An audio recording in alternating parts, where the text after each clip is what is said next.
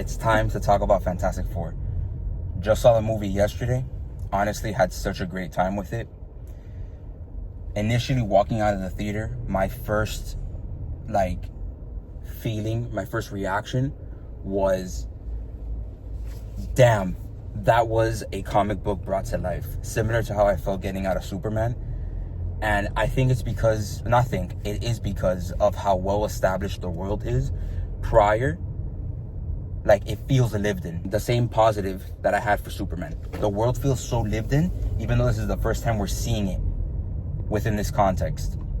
And number one, that's because it's separate from the MCU's current timeline, which is a major plus, especially with the way that the MCU has been going lately. It desperately needed something that was completely different. And second, it was also first time we saw the Fantastic Four again in God knows how long, since 2015. So 10 years. All of that combined into what we got here on screen was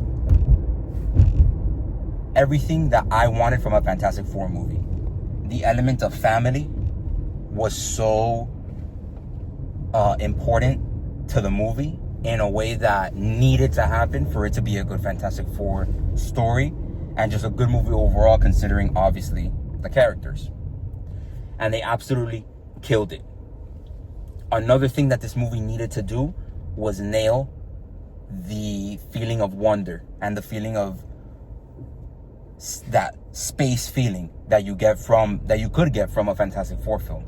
And once again, they absolutely nailed that with the cinematography, the art direction, the way that the shots are composed, the effects. Just need to praise it for hitting the nail on the head when it comes to being a Fantastic Four movie.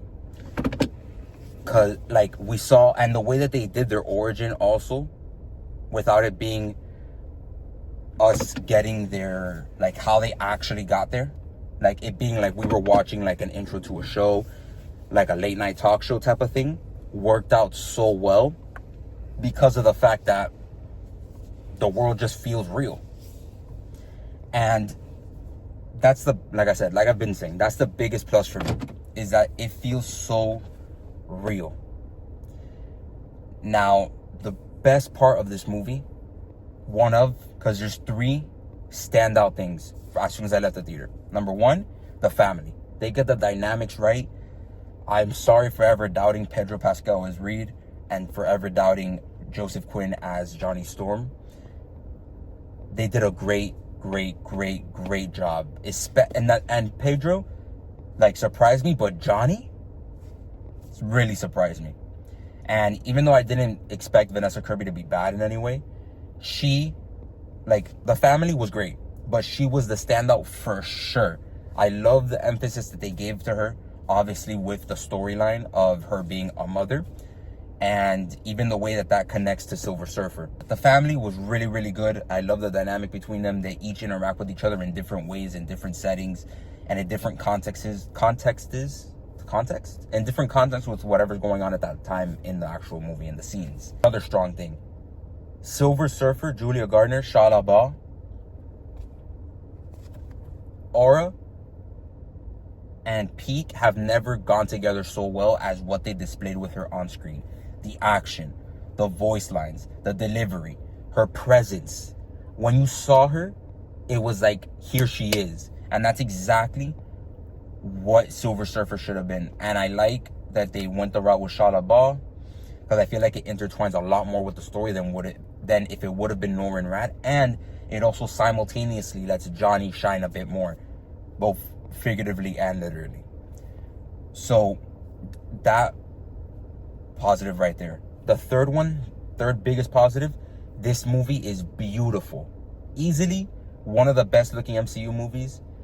And cinematography wise, there's a sequence, I don't even know if you call it a sequence, a whole section of the movie that's just beautiful, on par. I don't even know, but it just felt so good to see. Some of the jokes worked. That's kind of a mid-positive. I didn't even do my score.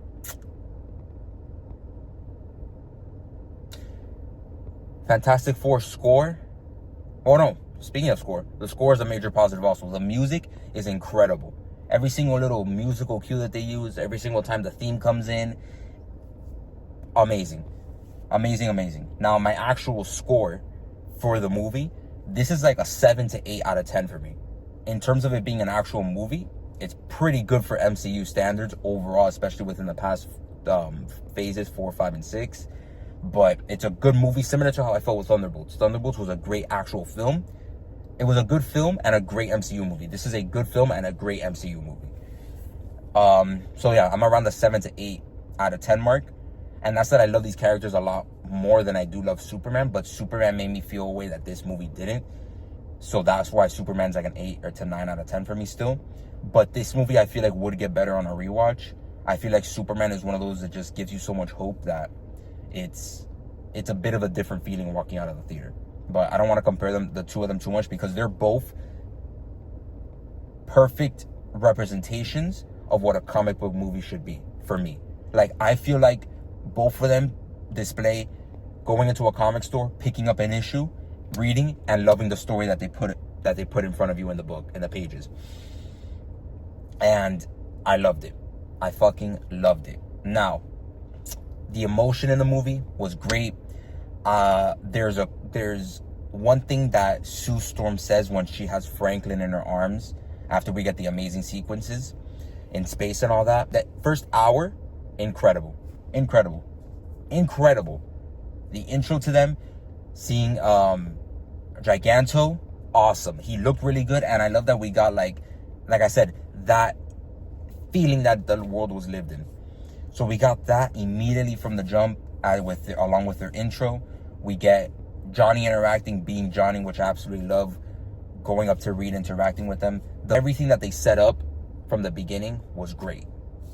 Reed being Reed played pretty freaking well, and just being a nerd and like trying to always think ahead and think of the worst possible things so that he can save the people that he loves to a fault is what Reed is, and we just get that displayed fully on the screen.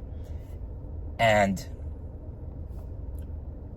as the story progresses and all that, and then we find out that Sue's pregnant, that these transmissions are coming from outside of their planet, and they're deciphering them, and then we get the introduction to Silver Surfer coming to the planet as the Herald of Galactus, which, even though it was in the trailer in one of them, her line of her whole speech and then ending it with, I herald his beginning, I herald your end, I herald Galactus, I think is what it was. And like, as soon as she started speaking and she got to that point, it just shook the IMAX theater that I was in. So that was fucking incredible. We got that beautiful scene of Johnny chasing her up, which we saw in the trailers too, which cinematography, man, was a golden point in this movie. Once we got that, and then we ended up going back into space, and we got the space sequence. Oh my God, I'm gonna have to see this movie again just for that.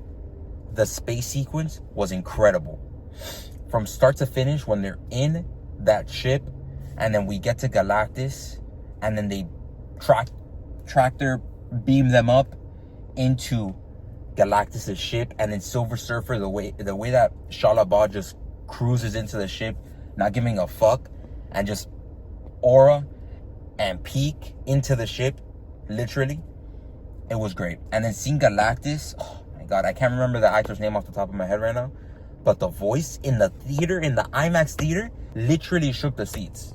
He looked amazing. Galactus looked fucking amazing, and thank God he wasn't a cloud.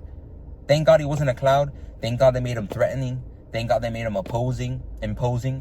And the way that when he initially said that he needed Franklin, to trade Franklin for the safety of the world, I like how they integrated the pregnancy into it, and it also goes further into like the depiction of like a mother caring for their child, that postpartum that does happen obviously in real life, but exemplified in the movie because of the powers. And the reason as to why Galactus wanted Franklin was because his DNA was cosmically altered when they happened to Reed and Sue. Obviously, like, that's pretty easy to put together. But when he looked into her and then starts and puts her into labor, and then they have to rush back on the ship, and then we get this amazing amazing chase sequence between between Shalabah and the ship as they try to get back, and they go to this black hole lava type of sand planet, and she's surfing on them, and then Sue puts the whole thing invisible while she's going through contractions. And then another thing too, like even the little remarks and stuff, Reed goes like, after your next contraction, like he doesn't, emotionally he's obviously invested, but he doesn't display it, like he's not like soothing until the baby's coming, like fully. And then there he's like, but he's kind of soothing himself. He's not really emotionally soothing Sue as much, you know. He's just supporting her, but he's trying to soothe himself. They put the climax of her giving birth with the climax of them slingshotting around the black hole to get back home. And then when they were being chased, Johnny was shooting her and he was like, I don't tell you how to fly the ship, don't tell me how to kill sexy aliens. Like, that's just such a Johnny line. And then on top of that, we get the moment where Sue is like screaming at Johnny, just go kill her, she's trying to get your nephew. And then he jumps out of the ship. And then when Sue grabbed her, before they got back on the ship, when Sue grabbed her and slammed her against the wall, like, they really powered up Sue in this movie. And I thoroughly enjoyed it, but it also could be a con, because depending on how they do her in Doomsday, or it could go to show how powerful the villain is in Doomsday, you know? So depending on how they handle that, we'll see how that goes. But they made her extremely powerful, and I think they did it for two reasons. For one reason, honestly, to show general audiences how powerful Franklin can be, given the ending of the movie where Sue dies and then Franklin brings her back, which we know he's cosmically altered and all that, and we see it in her eyes too when she comes back, like the purplish. But I think they did that to give justification to Franklin's powers, which I don't mind. Even though it was drawn out, you can say what you want. It was drawn out for sure, both her keeping Galactus back and then her actual death before Franklin revived her. It was justified because of the reason why they did it, which was that they used that death to show how powerful Franklin is, just as a newborn who has no idea what the hell is happening in the world. So that, I feel like, was good. Even though it is probably like the weakest part of the film, was how much that drags on. But that being the weakest part makes it the rest of the film that much better for me. And this review is kind of all over the place. I should have waited a little bit before doing it, like I did for the Superman one. But I love Marvel so much, and I love these characters so much. I'm so happy that they did the right thing in making a good Fantastic Four movie. Because when they got back from Galactus and retold the world, obviously, the truth, because that's just who he is. Like, he's not emotionally intelligent in that way to be able to wait and all that. And also, that's just not what they've established. They've established that they're the superheroes, that when something happens, they gotta give the information. So he tells them that they talked to Galactus, and he said that if you give up Franklin, I'll spare your world. Obviously, everyone's like, hello? Give up the fucking child, obviously, because they don't care about the child that much. And they also really challenged Reed a lot in this movie, and I like that, because that could set up a very cool plot line in Doomsday and later Secret Wars. But when they're in the crowd and the paparazzi or the news crews are asking him, are we safe? And he goes, I don't know. I love that moment. Love that moment. My favorite line in the whole movie is when, right after Sue and Reed are arguing about the fact that Reed was even thinking about giving up Franklin, she goes out and introduces Franklin to the world. And when she says, I'm gonna find it on Twitter for sure and put up the screenshot of the quote. But when she says, I will not give up my child for the world, but I will not give up you for the world. What a mother. What a fucking mother.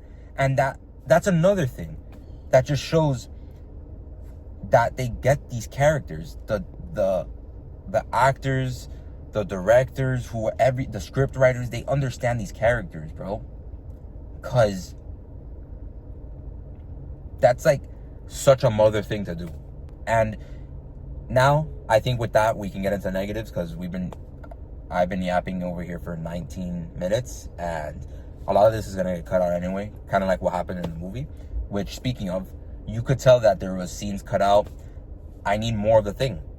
I don't know why it felt like there was a lot more scenes for him, especially in the beginning of the third act when he goes to see the teacher, the school teacher. I feel like there was a lot more there for emotional weight for the thing that we just did not get, and they cut out. Like, I could feel it. I wanted more of the thing, more Ben Grimm, more of him. Visually, initially, the CGI on the baby was not good. That shit looked weird, not gonna lie. If the scene around it wasn't as beautiful as it was, it would have taken me out of the film, to be completely honest. The ending pacing was a little slow, but that's not, like, the baby is not really a con.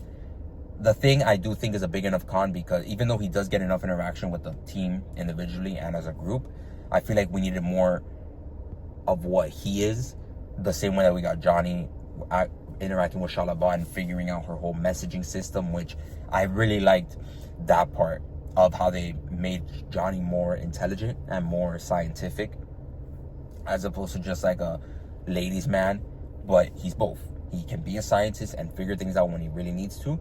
And obviously, Shalaba was attractive and is hot and all that, so it made it even better and made him want to figure it out even more. But it was still to help out what their cause and what they were doing.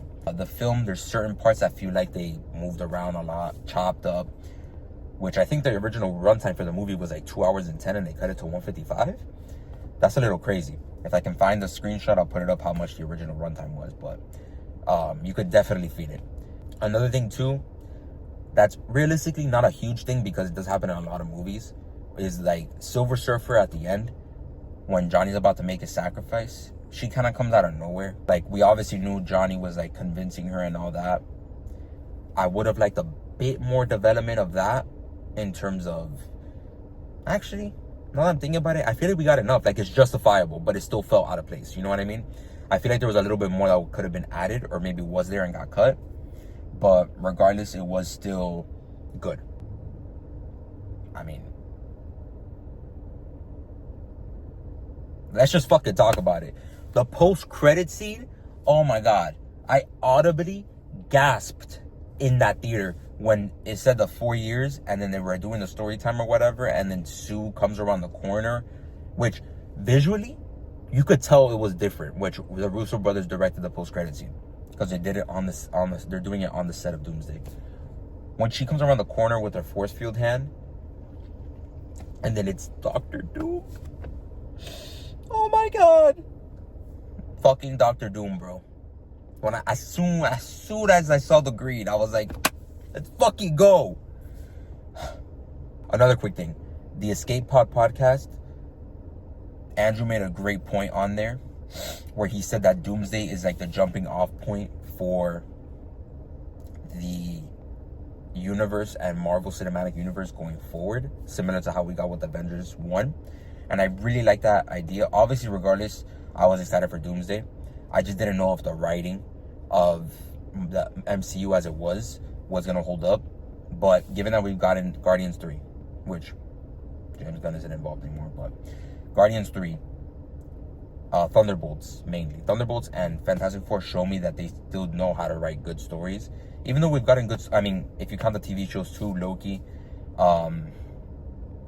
like, they can write, you know, and they have people that can write. So, looking at Doomsday as opposed to like this big, which it's still gonna be a mess. There is no way that this film is gonna be like as clean and concise as like an Infinity War.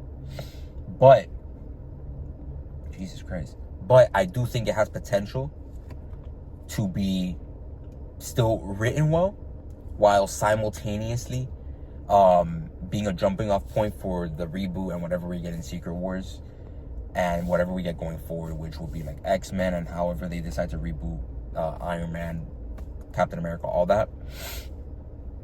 But it's going to be a culmination of everything that we've gotten. Similar to, it's going to be the end game of Marvel comic book movies, not just the end game of the MCU. That's actually a good way to look at it. Doomsday will be the end game of the Marvel universe from the beginning of time. Maybe not the beginning of time, but it'll encompass all of the OG X-Men, all of that coming together on the big screen to give us our closure with those characters, and then simultaneously send them off forever until we get our major reboot for what goes forward in the MCU. And I will always be hyped for an MCU movie. I'm even more excited now and looking more forward to how they do it because of how they handled Marvel's first family. A good time to be a comic book movie fan, bro. And the next Marvel film is Spider-Man? Brand New Day? Oh my God. Spider-Man Brand New Day is the next one, I think. Next year.